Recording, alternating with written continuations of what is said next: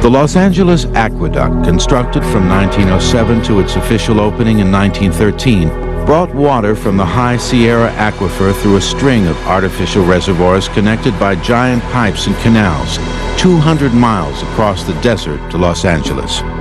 It allowed that small city on the coast to grow into a megalopolis. The massive project was built ahead of schedule and under budget by architect William Mulholland.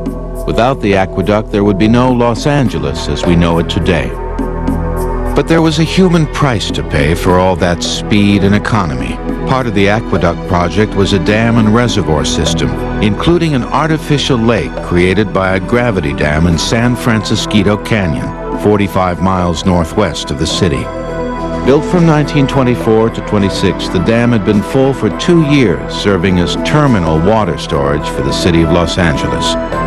Though it was leaking badly, no warnings were given, and just before midnight on March 12, 1928, the St. Francis Dam burst. 12 billion gallons of water were released into the canyon.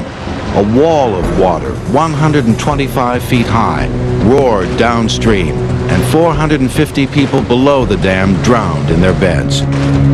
It was the worst man-made disaster in California history, documented by this historical recreation and footage from the Department of Water and Power.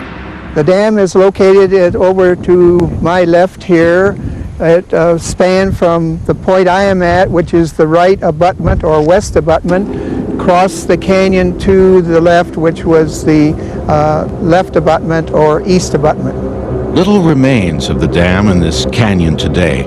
Nothing marks the spot where concrete once stood 185 feet high, and an artificial lake flooded this entire valley. When the reservoir started to fill, the water would percolate into the sides of the hills on each side of the dam, and it became saturated on the old landslide plains.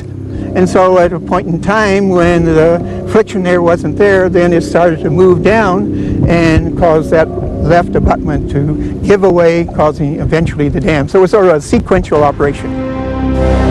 Critics say the massive loss of life was caused not by flawed geology, but by Mulholland's personality. The dam had been leaking badly, well before it collapsed. In fact, locals were so concerned they brought the great man up there just one day before the fatal disaster to see for himself.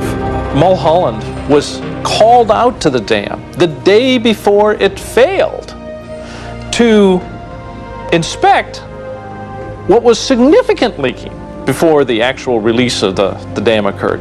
And he assured everybody there that it was fine. This was normal leakage for a dam, which of course it was not. The St. Francis Dam collapse forced a set of laws designed to prevent such an occurrence again. William Mulholland himself was devastated by the tragedy and spent the rest of his life in seclusion.